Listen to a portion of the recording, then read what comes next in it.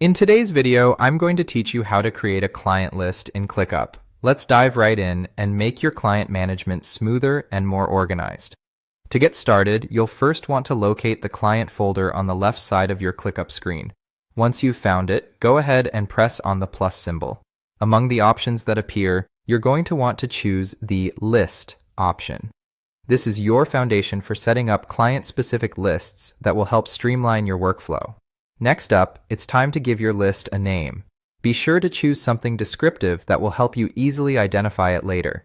Having a consistent naming convention is a great way to keep things tidy and avoid confusion, especially when managing multiple clients. After naming your list, you'll see that it stays within this current location, which helps in keeping everything neatly organized within your workspace. At this point, you may also want to consider the privacy of your list. ClickUp provides the option to make any list private. This could be particularly useful if you're handling sensitive client information and need to limit access to certain people. It's one of those customization options that helps you tailor ClickUp to fit your specific needs. Once you're satisfied with your list's name and privacy settings, simply press Create. Voila!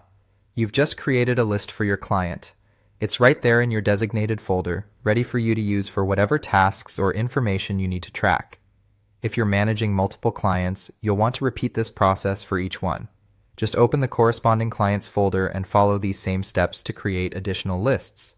This keeps each client's information separate and easily accessible whenever you need it. And there you have it. You've successfully learned how to create a client list in ClickUp. It's a straightforward process that can make a significant difference in how you manage client information. By organizing your lists in a systematic way, you're not only saving yourself time, but you're also minimizing the risk of mixing up client details. If you found this video helpful, please give it a thumbs up and don't forget to subscribe to our channel for more useful tutorials. Your support allows us to continue making content that helps you navigate tools like ClickUp with ease. Thanks for watching, and we'll see you in the next video.